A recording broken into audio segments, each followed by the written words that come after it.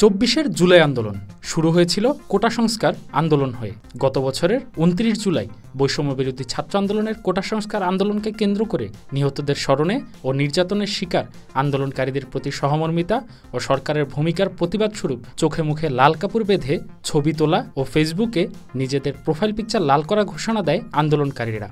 এ লাল কাপড় বাঁধা ও প্রোফাইল লাল করার পরিকল্পনা কার মাথায় এসেছিল সে বিষয়টি নিয়ে চলছে ব্যাপক তর্ক বিতর্ক। আসলে এই কর্মসূচির উদ্যোক্তা কে? ৬ জুলাই ঢাকা বিশ্ববিদ্যালয় শাখা ছাত্র শিবিরের সভাপতি এস.এম. ফরহাদ সর্বপ্রথম লাল কাপড় বাঁধা ও লাল প্রোফাইল নিয়ে গণমাধ্যমে কথা বলেন। এ সময় তিনি দাবি করেন তৎকালীন শিবির সভাপতি সাদিক কায়েমের কাছে সর্বপ্রথম সফট কর্মসূচি হিসেবে এই কর্মসূচির কথা জানানোর পর তা পরামর্শ করে চূড়ান্ত করা হয়।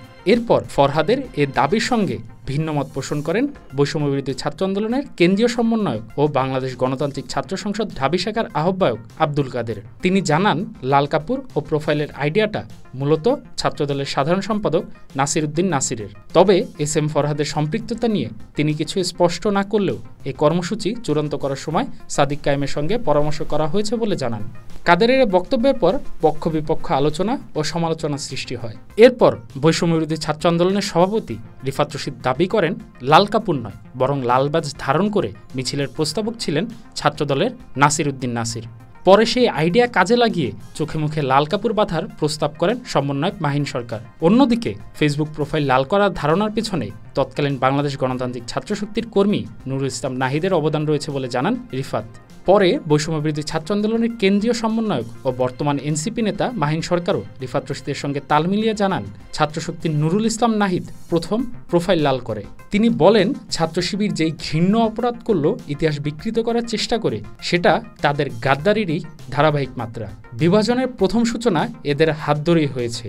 পরে এ বিষয়ে ছাত্রদল নেতা নাসির উদ্দিন নাসির গণমাধ্যমকে জানান, প্রোফাইল লাল করা নিয়ে প্রথম কথা হয় আব্দুল কাদেরের সাথে। এরপর তারা কথা বলে সবাই প্রোফাইল লাল করার সিদ্ধান্ত নেয়। আমরা মিটিংয়ে প্রথম কাদেরকে পার্সোনালি আমরা বলেছিলাম যে এটা করা যায়, কাদেরেরও খুব পছন্দ হয়েছে।